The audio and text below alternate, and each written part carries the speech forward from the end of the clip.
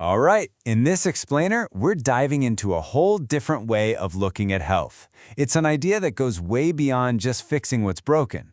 We're talking about the holistic approach and how it's completely redefining what it means to be well. So, let's start with this. What if being healthy isn't just about not being sick? What if it's so much more than that? I mean, really think about it. This one question kind of flips our usual thinking on its head, and it opens up a whole new way of understanding our own well-being. It's the key idea we're going to unpack today. And that question leads us straight here to the definition of holistic health. At its core, it's an approach that sees you as a whole person, not just a collection of parts, but a complete, interconnected system. It's this idea that your mind, your body, and your spirit, they aren't separate things. They're all deeply, deeply connected to each other and to the world around you. Okay, so that's a pretty big concept, right? To make it a little easier to wrap our heads around, we can break it down into 5 key areas. Think of them as the pillars that hold up our overall health. So here they are: physical, emotional, mental, spiritual, and social.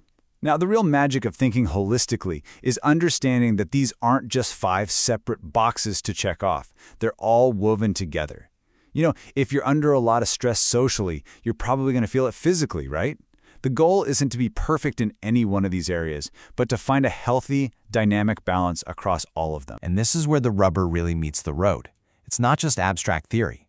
For each pillar, there are real, practical things you can do. For your physical health, you could start seeing nutrition as a form of medicine. For your emotional side, you might explore things like energy healing, like Reiki. Your mental well-being, that can be boosted with practices like mindfulness and meditation. For spiritual, you might look into amazing traditional systems like Ayurveda. And of course, the social pillar is all about intentionally creating a lifestyle and a community that truly supports you. So that's the framework. But what does it look like in the real world? Let's zoom in on a fantastic example from Spain called Holística. It's basically a central hub that brings this entire philosophy to life. And when I say they're a great example, I mean they're true pioneers. Just think about what it takes to be the first. Holística created the very first fully integrated holistic network in the entire country. They literally built this thing from the ground up to connect people with this new and, for a lot of people, very different vision of health. And you can really feel their whole vibe in this quote from their mission statement. I love this. They say well-being is a journey, not some final destination you arrive at.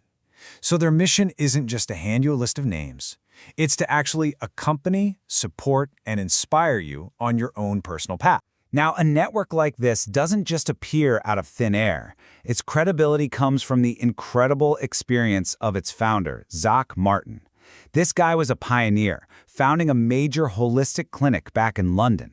Then he became this hugely influential author, with his books translated into 20 languages.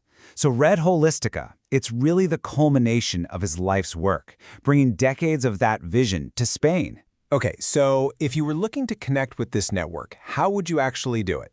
Well, they've set it up pretty smartly. There are basically 2 main pathways, depending on who you are and what you need. And this lays it out perfectly. On the one side, you've got the path for your well-being. This is for anybody and everybody.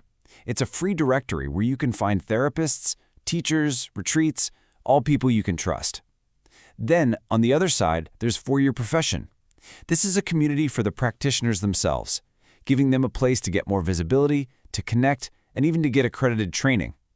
It's a system that supports both sides of the equation. And would you just look at the sheer range of therapies they cover?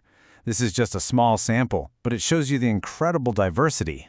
We're talking about ancient, time-tested practices like acupuncture and yoga, sitting right alongside modern approaches like coaching. It really is a whole universe of different pathways to feeling better. So, after going through all this, the framework, the pillars, and seeing a real-world example, the big question really comes back to us, doesn't it? What does this all mean for you and me? How can we actually use this way of thinking in our own lives? And that's the thought I really want to leave you with. Whether it's through a network like this one or just by shifting how you see things yourself, just ask this one question. How could seeing the whole picture, your mind, your body, your spirit, all of it, how could that fundamentally change your own journey to well-being? Thanks for tuning in to The Explainer.